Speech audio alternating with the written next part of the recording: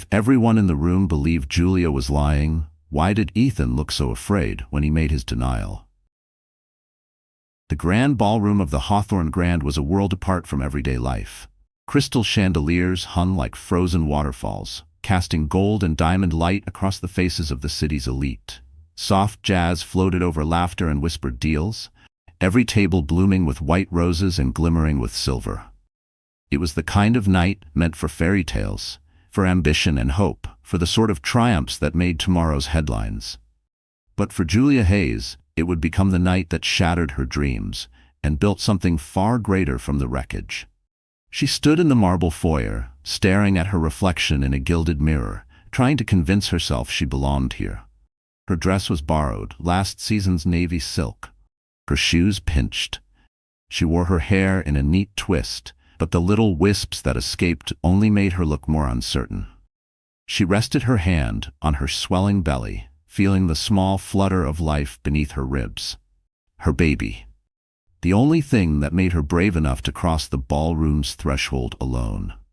Julia drew a shaky breath. For weeks, Ethan had barely looked at her. The texts he once sent in the middle of the night had stopped. His words had gone from sweet nothings to sharp complaints about her clothes, her mood swings, her insistence that he come home early. But tonight, he'd insisted she come.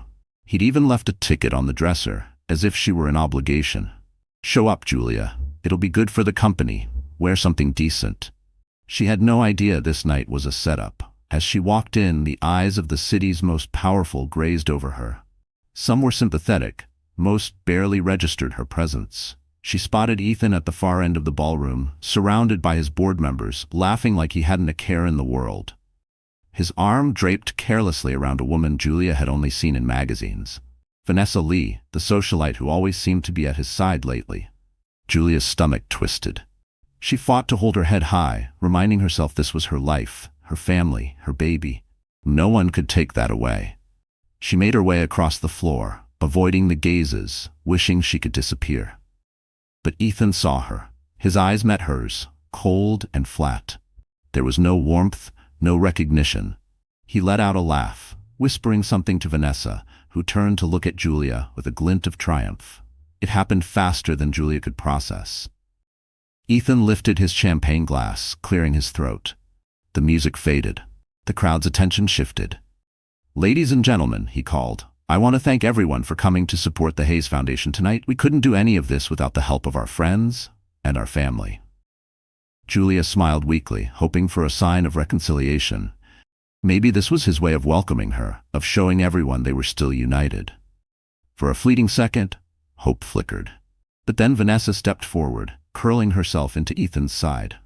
"Not everyone here is family, Ethan," she purred, her voice carrying just far enough. And that's when Ethan turned, his face stony. "That's right, not everyone." His gaze swept over Julia. "Some people come here with their own agenda. Some people try to trap you with lies and drama. Some people even claim a child is yours when everyone knows it can't be." The words fell like stones in the silence. Julia felt the ground tilt. Whispers surged across the room. Cell phones raised as guests started recording. A few gasps, a low laugh from Vanessa. Julia's heart hammered so loud she thought the whole world could hear. "Ethan, stop," she pleaded, voice breaking. "Not here, not like this." But he didn't stop. "If you want the truth, here it is," he said, voice rising. "That child, her child, is not mine. I want nothing to do with her or her drama." Someone in the crowd muttered, "Isn't she his wife?" Another said, "Didn't he marry her last year?" But Ethan kept going, his face a mask of cold certainty. Julia was frozen. All eyes were on her. Shame, rage, heartbreak. She wanted to disappear, to scream, to run. Instead, she just clutched her belly, protecting the one innocent soul in this whole disaster. Tears burned her eyes. "You know the truth, Ethan," she said softly. "You know what we had. You know this baby is yours." He sneered. "I know you want it to be mine, but it's not. You can't pin your failures on me." People were recording. Someone whispered, "This is going viral," as the crowd parted. The ballroom felt suddenly cold, every light a spotlight on her humiliation. Julia turned, forcing herself to stand tall. If this was the end, she wouldn't give them the satisfaction of seeing her break. With trembling hands, she straightened her dress and walked away, each step heavy with betrayal. She heard laughter behind her. Ethan's laugh, Vanessa's giggle, the sound of power and cruelty. But she also heard something else. The gentle voice of her own courage, telling her to keep walking. What no one in that ballroom knew was that Julia Hayes was no ordinary woman. She had secrets. She had strength. And tonight, though she left alone, she was not defeated. The humiliation would echo across social media.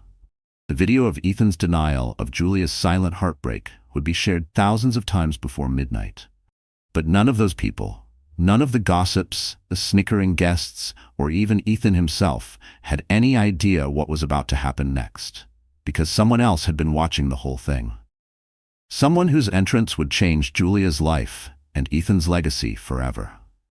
Julia Hayes walked out of the Hawthorne Grand Ballroom feeling every stare on her back, every whisper slicing through the thick August air. She barely remembered stepping onto the street. The city lights blurred as she blinked away tears, her mind spinning with Ethan's words meant to erase her and their unborn child from his perfect life. But Julia wasn't someone you could erase. She wasn't the weak, desperate wife Ethan painted her to be. Tonight had destroyed something inside her, but it also woke up a strength she'd buried for too long. She stopped outside the hotel's ornate entrance, pressing one hand to her belly. Her phone buzzed with notifications, text messages from old college friends, distant family members, co-workers who'd seen the viral video. It was everywhere. She didn't dare open them. The city suddenly felt twice as big, and she felt twice as small. But that was the thing about Julia. Small was never the whole truth. Julia Hayes had grown up on the edge of the city, in a neighborhood where dreams were currency and second chances were rare. Her mother, Lillian, worked 2 jobs to keep them afloat. She taught Julia the value of grit, honesty, and never letting anyone decide your worth. Growing up, Julia watched her mother mend broken appliances, bargain for groceries, and face down landlords who thought they could intimidate a single mom. "We don't quit," her mom always said. "We find another way." Those words became Julia's armor. She was smart, smarter than she ever let on. In high school, she'd excelled in math and computers, building websites for small businesses in exchange for pocket money. But she learned to downplay her intelligence, never wanting to outshine the kids, who teased her for her thrift store shoes and hand-me-down backpacks. College was a dream she almost didn't reach. She worked nights at a diner, cleaning tables and saving every tip. Her grades won her a partial scholarship at a local university, where she studied business and coding. That's where she met Ethan. He was dazzling, the kind of guy who could make you believe you'd finally been chosen. He was older by a few years, already climbing the corporate ladder, already talking about success like it was his birthright. When Ethan set his sights on Julia, she was swept up. No one had ever looked at her like she was the most fascinating person in the room. He courted her with flowers, surprise dinners, rooftop movie nights. He called her his lucky charm and promised her the world. Julia, used to waiting for the other shoe to drop, let herself believe in happy endings for the first time. 6 months in, he proposed. The wedding was small, just close friends and her mother, Ethan's parents too busy to attend. Julia wore her mother's old lace dress, and Ethan gave a speech about their bright future. She felt like the luckiest girl alive. But it didn't take long for the cracks to show. Once the honeymoon glow faded, Ethan grew impatient. He wanted Julia to quit her job and stay home, said it was embarrassing for a man in his position to have a wife working for someone else. Julia pushed back, but eventually she relented, convincing herself it was temporary. Loneliness settled in. Ethan was always gone, working late or away on business trips. When he was home, he complained about everything, the way she cooked, the way she dressed, the friends she kept. "You could try harder, Julia. You could look the part." She tried. She shopped at outlet stores, learned to do her makeup from YouTube, hosted dinner parties for Ethan's colleagues. Nothing was enough. His criticisms became sharper. "I need a wife I can show off," he said once, after a particularly tense dinner. Julia tried to hide her heartbreak from her mother. She smiled for pictures, posted carefully crafted updates on social media, pretended her life was perfect. Only her best friend, Tasha, knew the truth. Tasha urged her to leave, but Julia was scared. "What would I do? Where would I go?" she whispered once, voice shaking. "Who am I without him?" Then, 2 months before the gala, Julia found out she was pregnant. She was terrified and hopeful. Maybe this would bring them together. Maybe Ethan would change. Instead, he grew distant, cold. He accused her of getting pregnant on purpose. "You think this will fix things?" he sneered. "You're just trying to trap me." Julia tried to hold on, tried to believe in the man she'd married. She went to every doctor's appointment alone, kept the nursery a secret, and whispered stories to her unborn child about bravery, about second chances, about how loved they already were. That night at the gala, when Ethan publicly denied their baby, it didn't just break Julia's heart. It shattered her illusions. But it also lit a fire inside her. She was done letting someone else decide her value. She walked for blocks, ignoring the phone's constant buzzing, the pitiful glances from strangers who'd seen the viral clip. She reached the subway, took the train back to her tiny apartment, the one she'd never told Ethan about, the place she'd kept just in case. Her mother's lessons, learned in childhood, echoed in her mind. That night, Julia sat on her bed, hand on her belly, and made a promise. "I don't care what the world thinks. I will fight for you, little one. I will fight for myself." She opened her laptop and began to type. She wasn't sure what she was writing. A letter? A confession? But the words poured out, her pain, her story, her truth. She hit post on a private social media group for women who'd survived public betrayal. By morning, her story was already spreading. Messages poured in, strangers offering comfort, women sharing their own heartbreaks, others promising help. And somewhere in the city, another figure was watching. Someone who had the power to turn Julia's nightmare into a triumph she'd never imagined. The city never truly slept, but on gala nights it shimmered with an energy all its own. Billionaires and dreamers, celebrities and politicians, fashion moguls and media powerhouses, all came out for nights like this. Julia had spent the last 3 years living on the very edge of this glittering world, close enough to watch, always just out of reach, as if the velvet rope was an invisible barrier that kept her in her place. The Hawthorne Grand Hotel, with its marble floors and gold-trimmed columns, wasn't just the venue for the city's biggest gala. It was a monument to everything Julia thought she wanted. The moment she married Ethan, she thought she'd been given a ticket inside. But nights like this only proved how little power she actually had. The city's elite didn't notice her. At least, not until her humiliation. Before Ethan's betrayal went viral, Julia was just another quiet wife standing at the edge of the dance floor, smiling politely, careful not to attract attention. The only thing that had ever drawn eyes to her was her pregnancy, her rounded belly, a gentle but constant reminder of vulnerability. That night, even before Ethan's speech, Julia had sensed something was off. Every corner of the ballroom hummed with secrets. She could feel the tension in the way women glanced at their husbands, in the careful way old friends greeted each other, sizing up alliances and rivals. The floral arrangements cost more than Julia's yearly salary before she married Ethan. Waiters in pressed uniforms wove between guests carrying silver trays of champagne and tiny canapés. From the balcony you could see the city stretched out below, skyscrapers sparkling against the night sky. To Julia, it looked like another world, one she didn't belong in, no matter how hard she tried. But the biggest spectacle wasn't the luxury or the high-profile guests. It was the invisible contest. Who had the most power? Who looked the happiest? Who could make or break a reputation with a single glance or whispered word? It was a game Ethan had learned to play, but Julia had always found terrifying. She remembered watching Ethan work the room, his charm turned up to full volume. He laughed with investors, promised board members the world, and made everyone feel like they were the only person who mattered. He was a star in his own right, and she was expected to orbit quietly around him. But this gala was different. From the moment she arrived, Julia could feel the undercurrent of expectation. Ethan's assistant had texted her the day before, "Please make sure to arrive by 7:30. Mr. Hayes will meet you at the main entrance. It's important for the company's image." There was no mention of her, no concern for her pregnancy, just the brand. Julia had spent hours getting ready, borrowing a dress from her friend Tasha, who worked in PR, and always seemed to have a spare designer gown. The dress fit, but Julia still felt out of place. Her makeup was perfect, but it didn't hide the exhaustion in her eyes. She took a cab to the hotel, too nervous to risk public transit and worried she'd ruin the dress. As she entered, a photographer snapped a photo. Julia flinched, but the man smiled politely, already looking for a more famous face. She passed a cluster of fashion editors who didn't even glance her way. She took comfort in her anonymity, hoping she could just blend in. Inside the ballroom, the scale of the event hit her all over again. There were people she recognized from magazines, business tycoons, philanthropists, even a movie star or two. The mayor was shaking hands at the entrance, and the city's most infamous gossip columnist circled the room, looking for stories.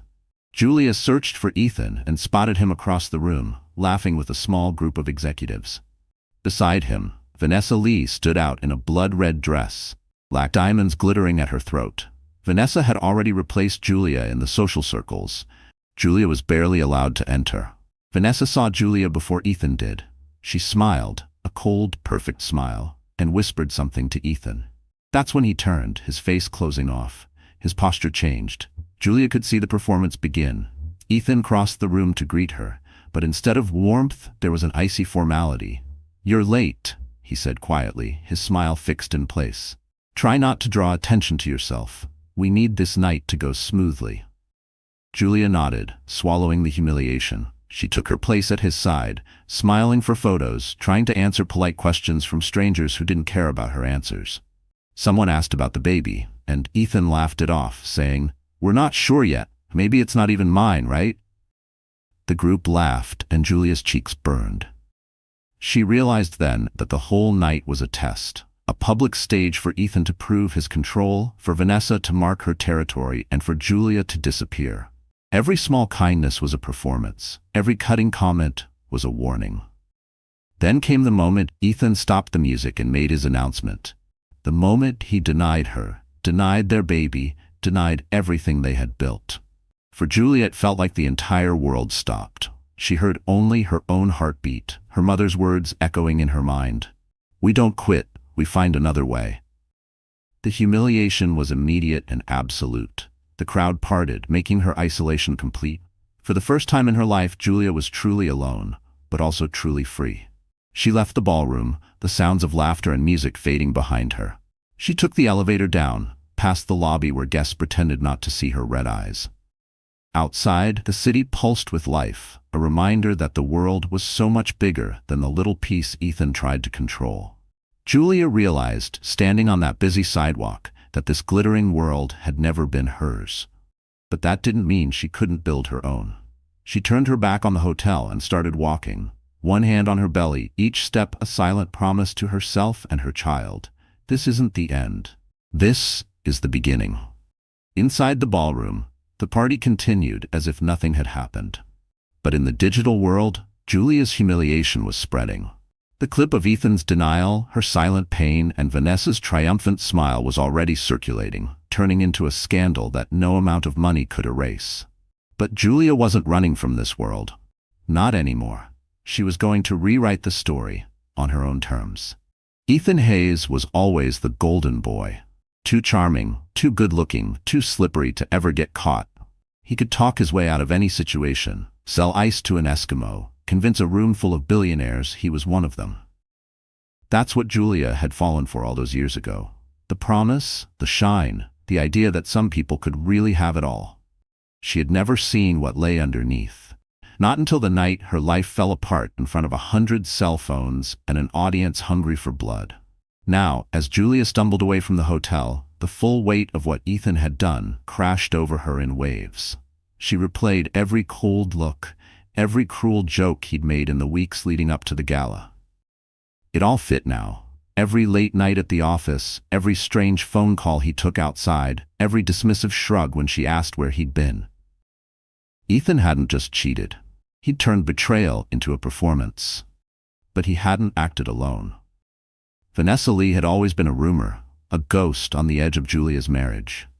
Julia had seen her name in text messages Ethan tried to hide. She'd heard her voice in the background of late-night calls. The first time Julia met Vanessa, she'd been introduced as a friend from work, all bright smiles and expensive perfume. Vanessa looked Julia up and down, eyes cool and calculating, and Julia's instincts screamed in warning. Vanessa was everything Ethan wanted: polished, ambitious, unburdened by real-world struggles. She came from money and didn't need to try. She moved through life like the rules were made for other people. Julia, with her thrift store upbringing and patched-together dreams, was invisible in Vanessa's world. The two of them together, Ethan and Vanessa, were unstoppable. At least, that's what they believed. Julia could see now how perfectly they'd orchestrated her downfall. The cold shoulder, the silent treatment, the insistence that she make herself scarce at company events. Then, the gala, a night carefully chosen. The whole crowd primed to witness Julia's humiliation. Vanessa in her red dress, Ethan's hand on her waist, and the words that would ruin Julia's reputation in a single public blow. But something in Vanessa's eyes at the gala had unsettled Julia. When Ethan had made his cruel speech, Vanessa had smiled, but only with her mouth. Her eyes darted through the room, searching for approval, for validation. Julia realized then, Vanessa needed the spectacle as much as Ethan did. Maybe she wanted to prove herself worthy of the golden boy. Maybe she wanted to crush any last bit of hope Julia carried. It was cruel, calculated, and effective. Within hours, the video went viral. Twitter was ablaze with hashtags, #GalaGate, not his baby, #Julia speaks. Everyone had an opinion, and few cared about the truth. Julia's phone was a war zone. Friends, some apologetic and awkward, others just wanting gossip. Strangers messaged her with words of support or venom. Some believed Ethan's denial instantly. Others saw right through him. But the loudest voices were the cruelest. Trolls who mocked her looks, called her a gold digger, speculated about the baby's real father. It was digital mob justice, and Julia was at the center. But the real villains weren't just Ethan and Vanessa. They were the so-called friends who turned away, the colleagues who pretended not to know her, the family members who quietly sided with Ethan for their own convenience, the board members who congratulated Ethan for moving on, the PR agent who told Julia it was better not to respond and let the scandal die down. It was the world that chose to believe a powerful man over a vulnerable woman. The world that always did. For days after the gala, Julia barely left her tiny apartment. She ate in silence, avoided mirrors, and let the city's noise drown out her thoughts. The betrayal felt bottomless. Even her own mother, though fiercely supportive, struggled to offer comfort. "You are stronger than this, Julia," she said softly. "You survived worse." But Julia didn't feel strong. She felt erased. Vanessa, meanwhile, thrived in the spotlight. Social media showed her at galas, in Ethan's arms, giving interviews about her exciting new future. She told magazines she was standing by her man against cruel rumors. Each headline was a twist of the knife. But for all her power, Vanessa was haunted by insecurity. Deep down, she knew she'd only won by breaking someone else. That's why she needed the world to see Julia fall, to convince herself she was different, better, worthy. Ethan played his part flawlessly, posting photos of himself and Vanessa, crafting a narrative of betrayal and forgiveness, spinning the story until people started to forget Julia ever existed. But there were cracks. People noticed the timing. They noticed how quickly Ethan moved on. A few voices, quieter but persistent, questioned his side. "Why would a man deny his own baby so publicly?" one podcast host asked. "What is he hiding?" Julia watched the coverage from her bed, hands cradling her stomach, her inbox filled with hate and hope. Every cruel message was balanced by a story from another woman, another survivor, someone who'd been through public betrayal and lived to tell about it. For every villain in her life, Julia found an unexpected ally, a neighbor who brought groceries, an old friend who sent flowers, a stranger who offered legal advice. She realized she wasn't alone. She was just the latest in a long line of women who refused to disappear. The world wanted Julia broken. Ethan and Vanessa needed her to give up, but every day she survived, every day she told her story, every day she chose not to hide, she became harder to erase. The villains had their moment. They'd written the headlines, cast her as the villain in their story. But Julia was done playing that role. She was ready to become the heroine. The hours after Ethan's betrayal at the Hawthorne Grand blurred together, a nightmare loop Julia couldn't wake from. News spread with the speed of wildfire. By midnight, every major gossip blog had the clip on its front page. A shaky, zoomed-in video of Ethan, the golden boy of the city's tech world, publicly denying his pregnant wife and their unborn child in front of a stunned, glittering crowd. The headline stung: Tech mogul shocks gala with bombshell accusation. That baby isn't mine. Scandal at the Hawthorne Grand. Who is Julia Hayes? Socialite Vanessa Lee steps in as Julia crumbles. Julia sat on the edge of her bed, phone clutched in one hand, the city's skyline a blur of harsh neon through her window. She didn't dare look at her notifications. Friends' texts mixed with strangers' threats. Ignore them, her mother begged over the phone, voice trembling with worry. You need to rest, sweetheart. The baby comes first. But how do you rest when the world is watching you fall apart? She kept replaying it. Every word, every look, every ounce of cruelty. The way Ethan's voice had cut through the ballroom, his eyes fixed not on her, but on the audience, as if she were nothing but a prop in his performance. She remembered the sound that wasn't laughter but something colder. A mix of disbelief and delight from the crowd. Cell phones raised, catching her humiliation from every angle. Julia hadn't known what to do. She tried to speak, tried to defend herself, but Ethan kept talking, Vanessa smirking at his side. I'm sorry, Julia, someone had whispered behind her as she left, but the words didn't help. They only added to the shame. By the time she stepped outside, the gala's music and laughter were just a distant echo. Her chest was tight, her head spinning. It wasn't just betrayal, it was annihilation. A whole room full of people, many she'd called friends, had watched her world collapse and done nothing. She made it home somehow. She changed out of her dress in the dark, sobbing quietly so her baby wouldn't feel her heartbreak. She wrapped herself in her old college sweatshirt, the fabric worn soft and curled up on her couch. There were no words left, only numbness. But outside her apartment, the world raged on. Twitter exploded with arguments, jokes, and judgment. Some people believed Ethan instantly, citing his charm and public persona. Others condemned him, their sympathy for Julia drowned out by trolls and scandal fans. Comment sections filled with wild rumors about Julia's past, about the baby's father, about why Ethan had married her in the first place.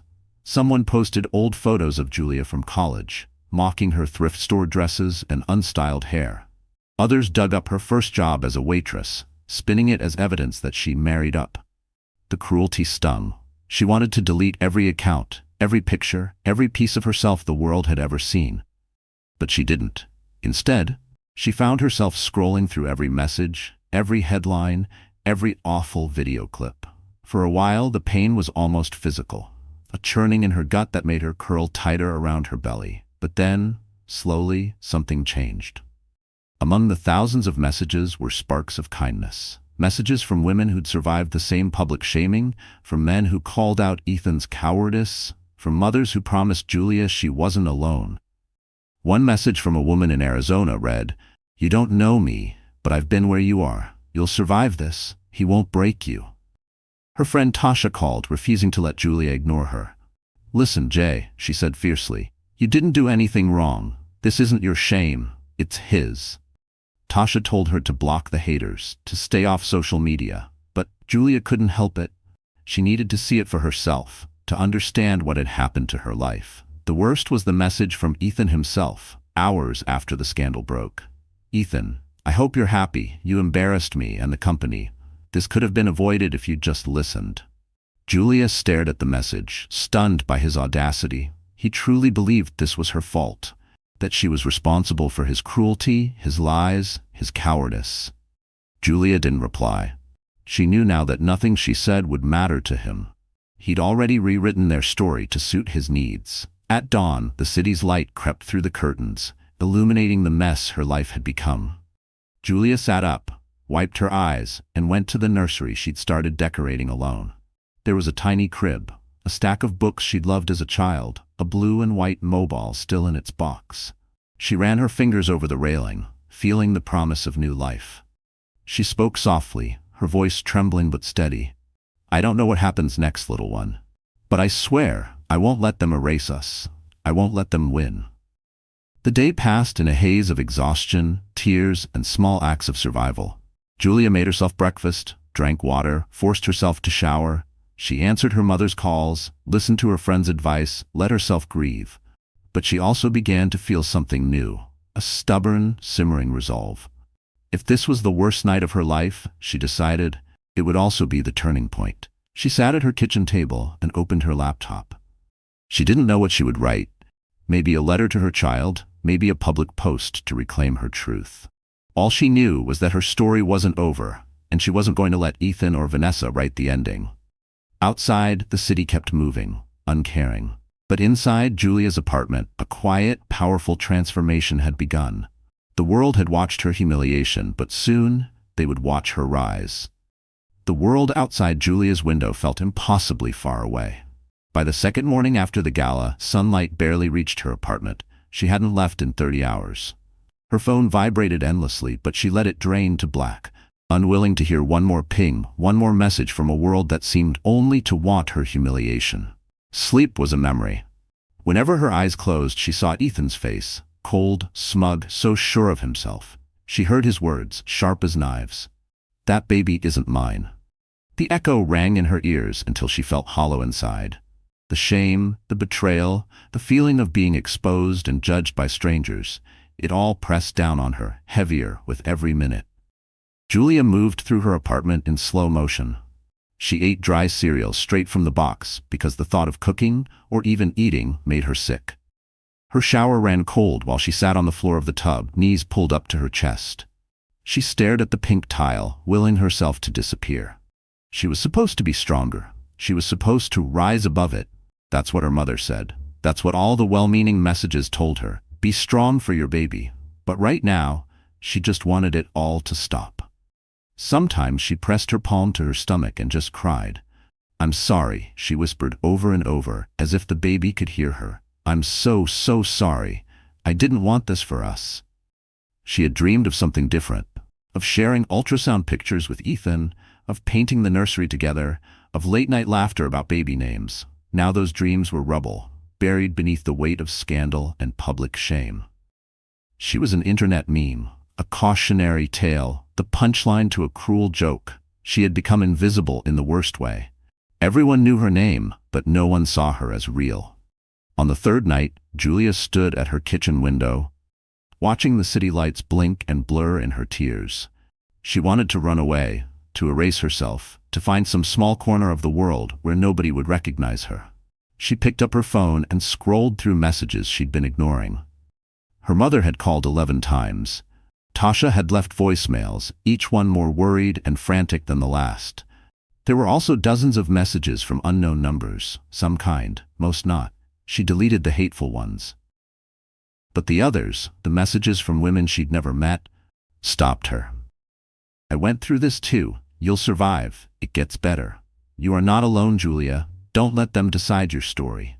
Each small word of hope felt like a pebble in her hand, something she could grip to keep from drowning. Still, the darkness was deep. The world outside was moving on, but her life had stopped. She tried to call her mother but couldn't get the words out. Instead, she curled up on her bed and let her tears come in waves. In her mind, she replayed every good moment with Ethan, trying to figure out what she had missed. Had he ever really loved her? Did he ever want this child? Was it all a performance, even from the start? The questions were endless and pointless, but she couldn't stop herself from asking. By the early hours of the morning, the silence in her apartment was broken only by the low hum of the refrigerator and the faint ticking of the clock. Julia felt smaller than ever. If she vanished now, would anyone really care? Would anyone fight for her or for her child? In the deepest part of that night, Julia wrote a letter she never meant to send. She poured out her heartbreak, her regret, her anger at Ethan and Vanessa, her disappointment in the friends who had vanished, and the family who'd chosen not to take sides. She wrote, "I feel empty, but I'm still here. I want to believe there's something left worth fighting for." She cried herself to sleep, clutching her pillow and praying that tomorrow would be kinder. When she woke, sunlight was streaking across her floor. For the first time in days, Julia felt something other than pain, something like defiance. She forced herself to take a shower, to eat toast with honey, to open her blinds and let the world back in, even just a little. That afternoon, Tasha came to her door, arms full of groceries and stubborn determination. "I'm not leaving, Jay. I'll sit here in silence, or I'll talk your ear off. but I'm not leaving you alone. Together they cleaned the kitchen, made tea, and watched old movies with the sound off. It wasn't much, but it helped. Julia started making small lists. Things to do, calls to return, appointments to reschedule. Each checked-off box was a reminder that she was still here, still breathing, still able to choose something, even if it was just what to eat for lunch. Late that night, as the city finally quieted, Julia wrote in her journal, "I haven't given up, not yet." She pressed her hand to her stomach and whispered, "We're still here." The world hadn't disappeared, and neither had the pain. But inside that pain, a tiny spark was starting to glow, a reminder of the strength she didn't know she still had. Tomorrow, she promised herself, she would fight a little harder. She wasn't ready to let go. Not yet. Julia sat on the edge of her bed, sunlight warming her face as the city came alive outside. Something was different this morning. For days, she had been at the mercy of the world, tossed and broken by headlines, rumors, and Ethan's cruelty. But as she sipped the tea Tasha had made, she felt a new clarity settling in her chest. She wasn't just a victim. She was still Julia Hayes, a woman with her own story, her own power, and most importantly, her own secrets. There was one secret in particular, one she'd held close, even from Ethan. It was the reason she'd never truly been afraid of starting over. Because Julia Hayes was not just a nobody, not the desperate housewife social media made her out to be. Years ago, long before Ethan, Julia's life had taken a sharp, unexpected turn. Her biological father, Michael Wexler, had been absent her entire childhood.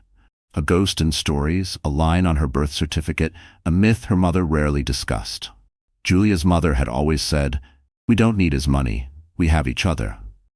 But what she didn't say, what Julia only learned as a teenager, was that Michael Wexler was one of the most brilliant venture capitalists in the country. He was also, quietly, one of the city's billionaires, famous for his ruthless instincts, sharp investments, and legendary privacy.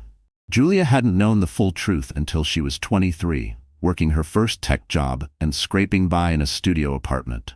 That's when Michael's attorney reached out, inviting her to a lunch she'd never forget. Michael Wexler was blunt, direct, and unexpectedly kind. "I know I wasn't there," he said. "That was my failure. But you're my daughter. And everything I've built is yours if you want it." Julia had been stunned. She refused his money at first, not wanting to owe anyone, especially a father she barely knew. But Michael insisted on helping, setting up a trust for her education and future, with the caveat that she could only access it when she truly needed it, or when she wanted to build something for herself. She'd told almost no one, not even Tasha. She wanted to make her own way, to succeed or fail on her own merits. When she met Ethan, she kept the truth a secret, afraid he'd love her for her last name instead of who she was. Now she realized how right she'd been to keep that secret. Ethan didn't deserve to know her worth. Neither did Vanessa or the world of shallow, fickle socialites that had turned on her. As Julia sat with her tea, she realized she was not powerless. She had choices. She had resources. She had allies she'd never called on. And, as the headlines continued to swirl and the world gossiped about her, another door was about to open. It started with an email. The sender's name was unfamiliar, but the subject line was impossible to ignore. "A friend who's been watching." Julia hesitated, then clicked. "Dear Julia, you don't know me, but I saw what happened at the Hawthorne Grand. You don't deserve any of this. I know you're strong, but I also know sometimes it takes a little help to stand up again.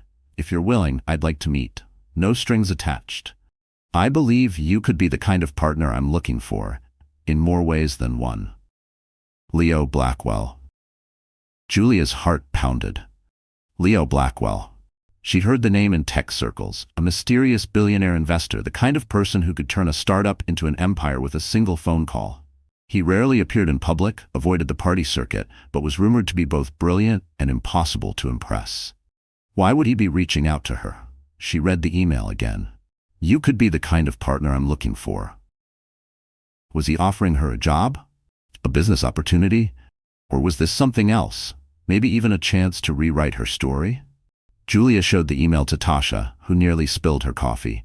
"Julia, this is huge. You have to answer him, even if you just hear what he has to say. This is the universe giving you a second chance." After everything she'd been through, Julia was cautious. She wrote back, "Thank you for your message, Mr. Blackwell. I appreciate your support, but I'm not sure what you mean by partner. Would you mind explaining?" She sent it, nerves jangling. An hour later, Leo replied, "Of course, Julia. I've been following your career since your first coding project was acquired 3 years ago. I know your story goes far beyond this recent scandal. I think the world is underestimating you. I want to invest in your next step, whatever you want to build. And if you're willing, I'd like to meet in person to discuss how we can help each other. No press, just 2 people having coffee." Julia stared at the screen, stunned. Someone saw her. Someone powerful. Someone who could see past the viral scandal and the pain, straight to her real potential. That evening, Julia put on her best dress, brushed her hair, and headed to the address Leo provided. A quiet, upscale cafe, nothing like the flashy places Ethan favored. Leo was already there, tall and impeccably dressed, but unpretentious, his eyes warm but sharp. He stood as she approached. "Julia, it's good to finally meet you," he said, offering his hand. "I think we have more in common than you realize." They talked for hours about business, technology, resilience, and reinvention. For the first time in weeks, Julia felt hope bloom inside her. She wasn't a victim. She was someone with power, vision, and a future. Leo made it clear he wanted to back her, not because of her scandal, but because of her strength. Julia left the cafe with a plan and a powerful new ally. She walked through the city lights, knowing her story was about to change forever. This was her twist, her secret weapon, and soon the world would see just how wrong they'd been about Julia Hayes. The next morning, Julia Hayes didn't recognize herself. She stared at her reflection in the bathroom mirror, her hair tangled and her eyes rimmed red from so many sleepless nights. But behind the exhaustion was something new, a glimmer she hadn't seen in a long time. Not hope, not yet, but resolve. Pure, unbreakable resolve. She turned on the shower and let the hot water run over her, scrubbing away the shame, the anger, and the helplessness that had clung to her for days. She thought about her conversation with Leo Blackwell the night before, about the way he'd looked at her, not with pity, but with respect. He saw the Julia that she herself had almost forgotten, the coder, the builder, the fighter, the woman who got into college against all odds, who survived heartbreak before, who learned to trust her own voice. When she stepped out of the shower, she reached for her phone and called her mother. She wanted to hear her voice, to thank her for teaching her what real strength looked like. "Mom, I'm done hiding," Julia said, her voice clear for the first time in days. "I'm going to fight for myself, for the baby, for our family name." Her mom's proud tears on the other end were all the encouragement she needed. Julia's first act was simple. She went online and posted a short video. Her face bare, her voice steady. She didn't talk about Ethan or Vanessa, or even the baby's paternity. Instead, she told the world who she was. "I am Julia Hayes. I am a mother. I am a builder. I have been hurt, but I am not broken. I don't need saving. I am saving myself." The response was immediate and overwhelming. Messages poured in, thousands of them. Some were from people she'd never met, inspired by her courage. Others were from former colleagues, friends she thought she'd lost, women and men who shared their own stories of heartbreak and survival.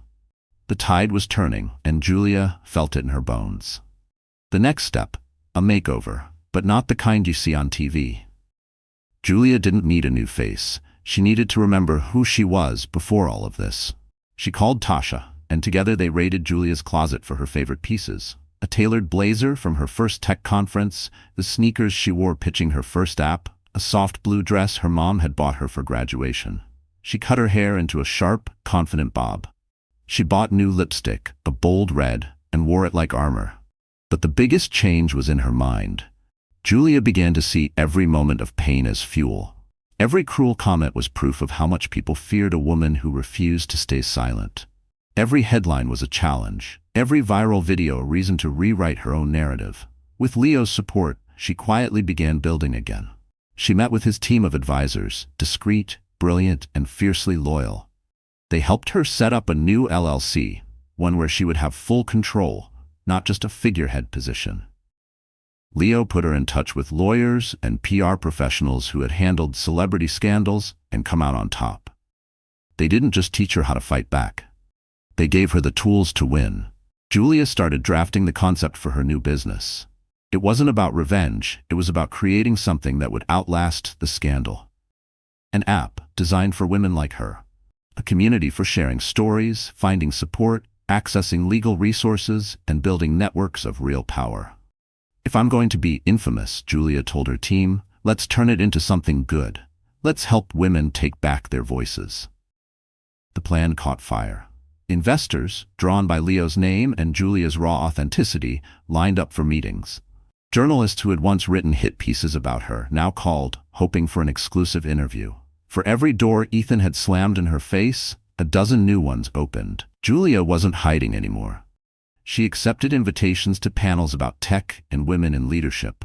She shared her story on podcasts, not as a victim, but as a survivor and a builder. She wore her bold lipstick and sharp blazer like a battle flag, walking into rooms where she once felt invisible and claiming her space at the table. The final step was public, walking into the city's most exclusive gala with Leo Blackwell at her side. Word had already leaked that Julia Hayes was making a comeback. As she stepped from the car, cameras flashed, reporters shouted questions, but Julia didn't flinch. She smiled, posed for photos, and entered the ballroom with her head held high. Inside, the atmosphere shifted. Some guests whispered, others watched with awe, but no one dared laugh. Julia found herself surrounded by women, some strangers, some old friends, who offered quiet support. She met industry leaders who wanted to collaborate, philanthropists who wanted to fund her project, and survivors who thanked her for being brave enough to start again. Leo never left her side. He wasn't there to rescue her, he was there to show the world she had allies, power, and respect. He introduced her as his equal, his partner, the woman who would lead their next venture. Julia felt taller than she ever had. For the first time since her humiliation, Julia looked around the ballroom, not with fear, but with excitement. This was her world now, too. She wasn't an outsider anymore. She was back. And this time, she was unstoppable. The night of the Foundation Gala arrived faster than anyone expected. The buzz around the event was louder than ever, and the guest list read like a who's who of the city's elite. But this year, there was only one name on everyone's lips: Julia Hayes. Reporters camped outside the hotel, their cameras ready to catch the first glimpse of the woman who'd become the city's most unexpected phenomenon. Social media was ablaze with speculation. Would Julia really show up with Leo Blackwell? Would Ethan dare attend after everything that had happened? The city was divided into camps, those rooting for Julia's comeback and those waiting for her to fail. Julia arrived not in a flashy limo, but in a sleek black car, stepping onto the red carpet with the quiet confidence of someone who no longer needed to prove herself. At her side stood Leo, immaculate as always, but letting Julia take center stage. The press surged forward. "Julia, who are you wearing?" "Julia, are you and Leo Blackwell a couple? What do you say to Ethan Hayes now that your story's everywhere?" Julia paused, smiled, and answered with grace. "I'm here to support women who refuse to be silenced. I'm here because every woman deserves to write her own story. And tonight, I'm finally telling mine." Inside, the ballroom was alive with tension. People craned their necks as Julia entered, her blue dress shimmering under the crystal lights. Some faces turned away, embarrassed by their own complicity in her earlier humiliation. Others, especially women, smiled in open support. A few of the city's most powerful men stood up, making space for Julia and Leo at their table, a silent sign that alliances had shifted. Across the room, Ethan sat with Vanessa, his posture stiff, his smile brittle. Gone was the cocky arrogance of a man who believed he could crush anyone in his way. Vanessa whispered in his ear, her eyes darting nervously between Julia and the crowd. For once, neither of them commanded the spotlight. Tonight, the spotlight belonged to Julia. The program began with speeches, charity auctions, and polite applause. But the tension kept building. Everyone was waiting for the inevitable confrontation. The city's biggest donors were there, journalists live tweeting every moment, and a dozen influencers filming on their phones. The stakes had never been higher. Then came the highlight of the night, the awards presentation. Julia's new startup, built with Leo's investment and her own ingenuity, was set to receive an honor for its groundbreaking work empowering women and families. The MC announced her name, and the room exploded in applause. Julia stepped onto the stage, her head high, her heart pounding, but her voice clear and unwavering. She thanked the foundation, her team, and especially the women who had shared their stories with her. "Tonight isn't just about me," she said, looking straight into the cameras. "It's about every woman who's ever been told she isn't enough, who's ever been silenced, shamed, or doubted. We are not victims. We are survivors, and we are leaders." She paused, scanning the crowd, and saw Ethan and Vanessa frozen at their table. She didn't flinch. "I stand here tonight not in spite of what I went through, but because of it. I was humiliated in front of the world. I lost almost everything, except my self-respect. And from that rock bottom, I built something new. No one can take that away from me." The applause was thunderous. Reporters typed furiously. Phones lit up across the room. For the first time, Julia's story went viral for all the right reasons. But the real fireworks came moments later, when Julia left the stage. The MC announced a surprise donation to the foundation from Blackwell Ventures and Julia's new company. The amount was staggering, and the money would go directly to women escaping abuse and rebuilding their lives.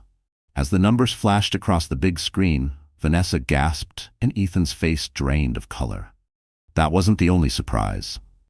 The foundation's board chairwoman invited Julia to join the advisory board, naming her a key leader in the city's philanthropic scene. Suddenly, Julia's influence dwarfed Ethan's, and everyone knew it. Ethan tried to approach her, to offer a handshake for the cameras, but Julia turned with effortless grace, addressing him loud enough for everyone to hear. "I hope you find the happiness you're looking for, Ethan, but you don't get to control my story anymore. I wish you well." A ripple of laughter swept through the room. Julia smiled, feeling the last vestiges of fear leave her body. She had faced her enemies in the most public way possible, and walked away unscathed, stronger than ever. By the end of the night, Julia was trending nationwide. Her app surged in downloads. Major brands and influencers offered partnerships. Women from around the world flooded her inbox with messages of gratitude and solidarity. And as she stood beside Leo Blackwell on the balcony, looking out over the city skyline, Julia finally felt free. Not because she'd gotten revenge, but because she'd taken her power back in front of the world. The city would remember this night as the one when everything changed. Julia Hayes, once cast out and humiliated, was now at the center of a movement. And her ex-husband? He watched it all, powerless, knowing he'd underestimated her from the start. The city's skyline shimmered as dawn approached, the first golden light tracing the edges of glass towers. In a penthouse above it all, Julia Hayes stood by the window, watching the city she once thought would swallow her whole. This morning felt different, full of possibility, unburdened by fear. Her phone buzzed with notifications, news outlets begging for interviews, old friends offering congratulations, women from across the world writing to say, "Thank you. You made me believe again." Julia moved through her apartment, each room now a symbol of survival. The nursery, once a place of heartbreak, was now filled with hope. Tiny shoes lined up on the windowsill, a mobile spinning gently above a crib, stacks of picture books ready to be read aloud. On the kitchen table lay the first printout of her company's new logo. Her phone flashed with a message from Leo. "We did it, Julia. The world's watching. Now let's help it change." She paused in front of the mirror, remembering the woman she'd been just weeks ago, shattered, alone, made small by others' cruelty. That Julia had vanished. In her place stood someone unbreakable, someone who knew her own worth. The pain wasn't gone, but it had become her armor, forged into something the world could never take away. Social media was ablaze, not with scandal, but with stories of strength. Hashtags bearing Julia's name trended globally. Videos of her gala speech were shared millions of times, cut with footage of women everywhere, smiling, crying, hugging their children, stepping into new jobs, leaving toxic relationships. A movement had begun, one Julia hadn't planned but was proud to lead. That morning, Julia went live online, not for the press or the haters, but for the women who'd written to her in the dark. She wore no makeup, her hair pulled back, the city bright behind her. "Good morning," she began, her voice clear and steady. "I don't know where you are or what you're facing right now, but I know what it feels like to be betrayed, humiliated, and made to feel powerless. I know what it's like to have your story twisted by people who don't even know your name." She paused, her hand resting on her belly. "But I also know this. No one gets to decide your worth but you. Not a man, not a boardroom, not a headline or a hashtag. You are the author of your own life. You can survive the worst pain, and you can use it to build something beautiful. Don't wait for someone else to save you. Save yourself. Start again. Louder, braver, and unashamed." Thousands watched live. The comments poured in. "You saved me. I'm not alone anymore. You're the reason I'm walking out today." Her message was no longer just hers. It belonged to everyone who'd ever felt erased. Everyone who'd ever been told they were too weak to fight back. As the days turned to weeks, Julia's company took off. She hired women who'd been pushed aside, who'd lost jobs or reputations to gossip and lies. She mentored girls from neighborhoods like the one she grew up in, teaching them to code, to build, to lead. She partnered with shelters, legal aid organizations, and startup accelerators, creating real pathways for second chances. Ethan faded from the headlines, his power base eroded by his own arrogance. Vanessa found herself sidelined, the new it girl, just another footnote in a world that never cared about loyalty or kindness. The tables had turned, not with vengeance, but with vision. Julia no longer needed to look back. But her proudest moment wasn't a news headline or a boardroom deal. It came quietly, on a soft spring afternoon, as she rocked her newborn to sleep in the nursery filled with sunlight. Her mother visited, tears in her eyes as she held her grandchild for the first time. Tasha came by with flowers and laughter, the friendship between the three women unbreakable after all they'd survived. Leo visited too, but not as a rescuer or a savior, just as a friend and a partner. A reminder that sometimes the universe sends you exactly who you need when you're ready to accept it. They celebrated, not their victories, but their resilience, their ability to build, to forgive, to love again. As Julia watched her baby sleep, she whispered, "No one will ever decide your story but you." It was a promise for her child, but also for herself, for every version of Julia Hayes who had ever doubted her own strength. The world would remember Julia Hayes not for her humiliation, but for her rise, for the empire she built from the rubble of betrayal, for the movement she started with a single, trembling voice and the courage to keep speaking, for the lesson she gave to every woman watching. You are not weak. You are not invisible. You are not the sum of someone else's mistakes. You are the storm and the sunlight, the architect of your future, the hero of your own story. Never let anyone tell you otherwise. The camera faded to black as Julia smiled softly, her eyes shining, not with tears, but with the fierce joy of a woman who had lost everything and found herself. And for everyone watching, the message was clear. Rewrite your ending. The world is waiting for your voice. So the story has ended, and, wow, if you're still here with me, you're honestly the heart and soul of this channel. Let's take a breath together.